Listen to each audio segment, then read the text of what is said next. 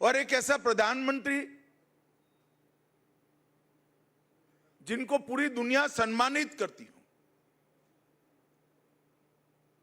मगर भारत की राजनीति में कांग्रेस के नेता राहुल गांधी ने जिस प्रकार से घृणा और तिरस्कार की नकारात्मक राजनीति की शुरुआत की है, उसका निम्न स्तर का एक प्रदर्शन उनकी घुसपैठिया बचाओ यात्रा में देखने को मिला। ये घुसपैठिया बचाओ यात्रा जो उन्होंने बिहार में निकाली है, उसमें राहुल गांधी के स्वागत के मंच पर से नरेंद्र मोदी जी की स्वर्गीय माता जी के लिए अपशब्द बोलकर सबसे घृणित काम कांग्रेस के नेताओं ने किया है। मैं आज इस मंच से राहुल जी ने जिस प्रकार से घृणा की स्तर बगैर की राजनीति की शुरुआत की है, उसकी और प्रधानमंत्री नरेंद्र मोदी जी की स्वर्गीय माता जी के लिए जो अपशब्द कहे गए, उसकी मैं हृदय से निंदा करता हूं। और मैं पूरे देश की जनता को भी कहना चाहता हूं कि जिस प्रकार की राजनीति, मुद्दा विहीन विरोध की राजनीति, नकारात्मक राजनीति, घृणा की राजनीति श्री राहुल गांधी ने शुरू की है, वो हमारे सार्वजनिक जीवन को ऊंचाई नहीं देगी, गर्त में ले जाएगी। और ये आज से नहीं है।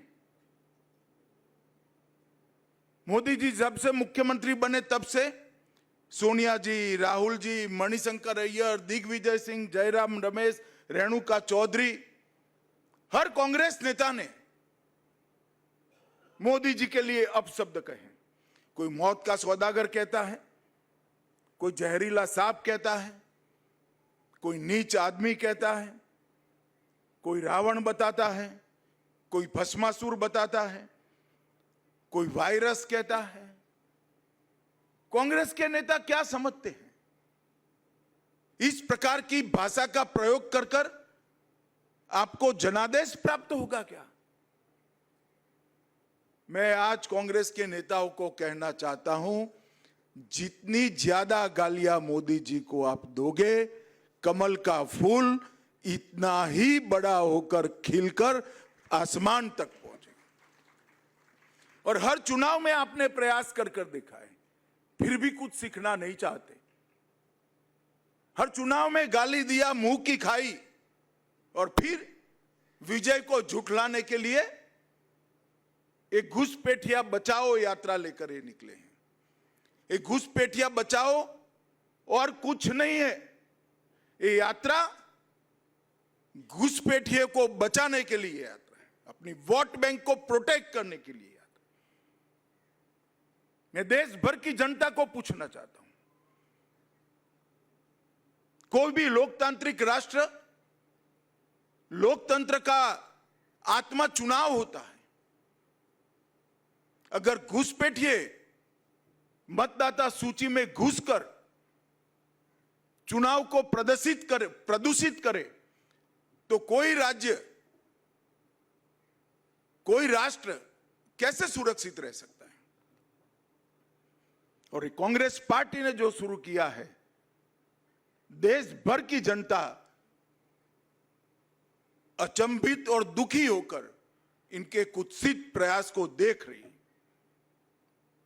मुझे मालूम है कि प्रयास को जनता का समर्थन नहीं है, परंतु 2 दिन पहले जो हुआ, इसने सारी सीमाएं लांघी। मोदी जी की माता जी का जीवन, एक गरीब घर में अपने सभी संतानों को संस्कारित कर ऐसे स्तर पर पहुंचा जाए कि बेटा विश्व का नेता बने, ऐसे जीवन को अपशब्दों से बोलना